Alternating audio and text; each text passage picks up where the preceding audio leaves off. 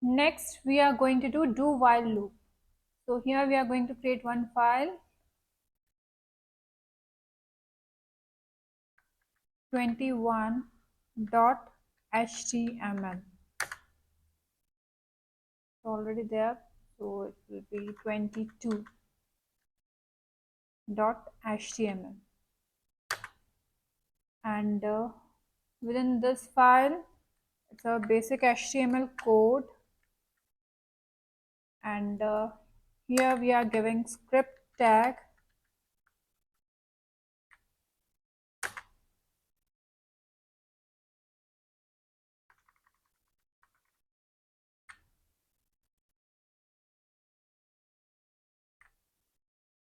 and within this script tag we are declaring variable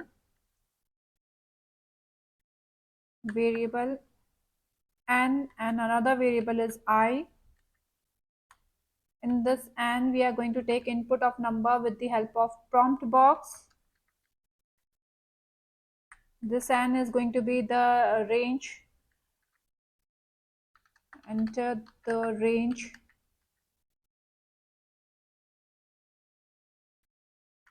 and next I'm going to initialize I with value 1. Now in do while loop, syntax goes like this: do, and then we have to print console.log. We can print it on our document as well. Here I'm printing the value of I, value of I equals to,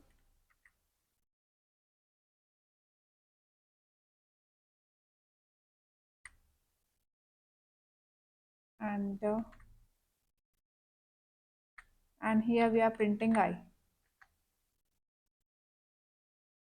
And after this we are going to increment the value of I by 1, and in the end here after curly bracket, our while loop, we are going to check the condition while I is less than n, and then we have to put semicolon. Now in do while loop, one drawback of this loop is that even if the condition is wrong, loop is going to execute at least for once. So here, first of all, we are not going to give any wrong value, we are going to run it right. So here I am giving value 80,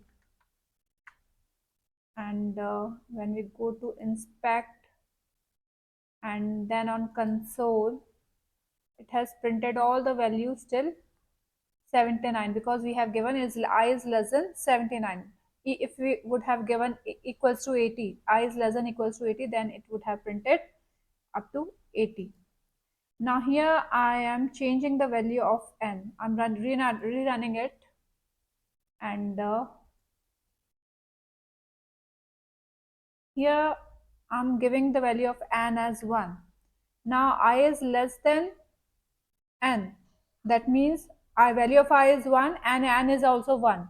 It is equals to n. It is not less than n. Even though this loop is going to execute at least for 1, it is going to give us output. So here we can see that it has given the value of I as 1. And if we print while I is less than equals to n, if we rerun it, here I'm say giving 1, again it is going to print value of I as 1. So one drawback of this loop is that it is going to execute even when condition, at least for once, it will execute at least for once even when the condition is wrong.